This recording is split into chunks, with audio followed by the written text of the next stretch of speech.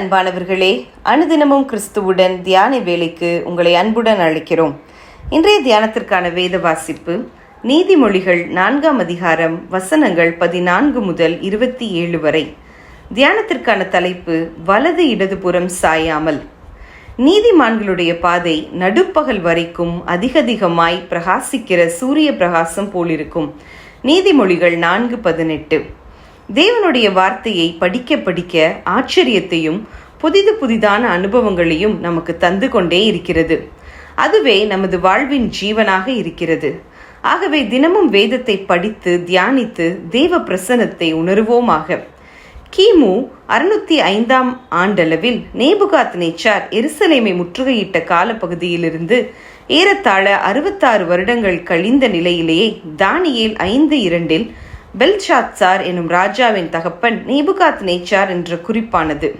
இவன் நேபுகாத்நேச்சாரின் சந்ததியில் வந்தவன் என்ற பொருள் தருகிறது. நேபுகாத்நேச்சாருக்கு பிறகு வந்த 2 பலவீனமான ராஜாக்களின் குறுகிய கால அரசாளுகையின் பின்னர் இவனது தகப்பனே அரசாட்சிக்கு வந்தான். பெல்ஷாத்சார் அவனது தகப்பனுடன் இணைந்தே ராஜ்யபாரத்தில் பங்கு கொண்டான் என்றும் தெரிய வருகிறது. இவன் 2வது ராஜாதான். ஏனெனில் தானியேலுக்கு 3ஆம் அதிகாரி என்ற நியமம் கொடுக்கப்பட்டது. தானியேல் 5:29. எது எப்படி இருந்தாலும் அன்றைய ராஜாக்கள் மாறி போனார்கள். ராஜ்ய பாரங்களும் மாறின. பாபிலோன் ராஜ்யம் கூட சிதறுண்டு மேதிய பெர்சிய ராஜ்யம் வந்தும் கூட தானியேல் இன்னமும் இருந்தார் என்று காண்கிறோம். கர்த்தருக்கு பயந்து அவரையே மெய்மனதோடு சேவிக்கின்ற தம் பிள்ளைகளை கர்த்தர் ஒருபோதும் கைவிடுவதில்லை.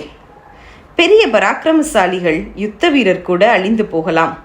உலகில் பல படைப்புகளை செய்து புகழ்பெற்றவர்கள் கூட இல்லாமற் போவார்கள். ஆனால் கர்த்தருடைய பிள்ளைகளோ மரித்தாலும் கூட இன்னமும் அதிகமாக பிரகாசித்து கொண்டே இருப்பார்கள். இது தேவ வாக்கு.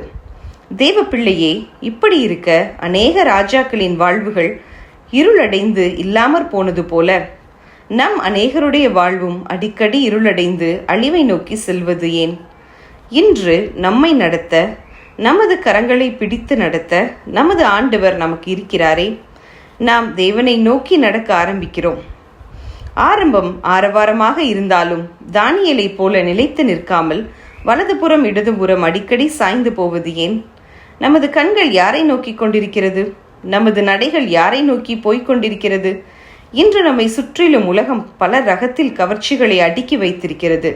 தானியேலின் உறுதி நமக்குள் இருக்குமானால் நாம் அசைக்கப்படுவதே இல்லை என்பது நிச்சயம். அந்த உறுதி நமக்குண்டா? ஜெபம் செய்வோம். வல்லமையுள்ள ஆண்டவரே, உம்மோடு ஆரம்பித்த எங்களது வாழ்வு உறுதிப்பட்டதாய் மேன்மேலும் பிரகாசித்து கொண்டிருக்கிறதாய் இருக்க எங்களை ஒப்புவித்து ஜெபிக்கிறோம். ஆமேன்.